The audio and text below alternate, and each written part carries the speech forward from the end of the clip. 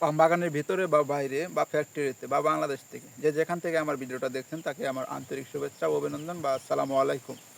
আশা করি সবাই ভালো আছেন। যেহেতু আপনার কাছে আমার এই ভিডিওটা পৌঁছেছে তো অবশ্যই আমার ভিডিওটা আপনি দেখতে পাচ্ছেন। তো আমি মালয়েশিয়া পাম বাগান থেকে বলছি।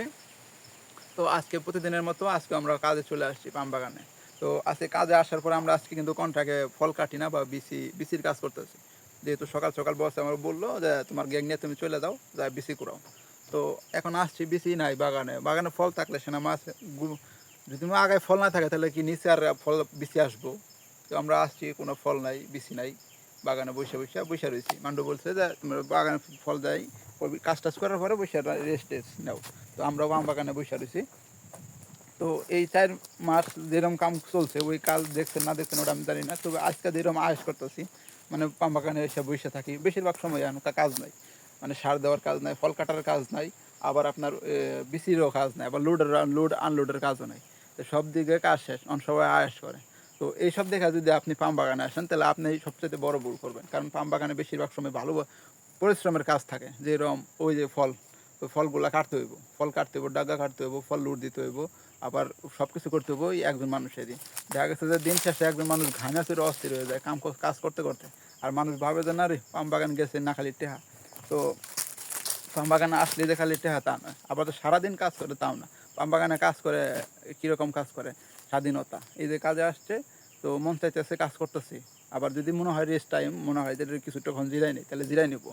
এখন ফলের সিজন নাই, এখন আরামসে কাজ করতেছে, জিরাইতেছে, আশ করে দিন পার করতেছে। আবার যখন আপনার পাম বাগানে ফলগুলো পাকা শুরু করবে, ফল পাকা শুরু করলেই কাজ শুরু হয়ে গেল স্টার্ট। মানে একতলাতে কাজ শুরু করবো, মানে 10 মাস কি 8 মাস কাজ শুরু করলে পরে এখন আর কাজ থামাথামি হবে না।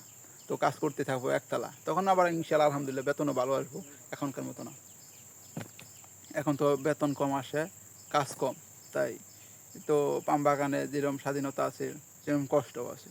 শুধু পাম বাগানে যে শুধু কষ্ট তাই না, পাম বাগানের সুবিধা আছে। কিন্তু পাম বাগানে আপনারা একটা বিষয় খেয়াল করবেন যে প্রত্যেকটা গাছের ভিতরে এই যে এরকম হোম থাকে, মানে ভিতরে একটু জায়গা থাকে খেজুর গাছের মতো। তো খেজুর গাছের ঢাকার মতো আমি হাত দিতে আমার ভয় করতেছে, মানে এইসব জায়গা দিয়া যে সাপ থাকে।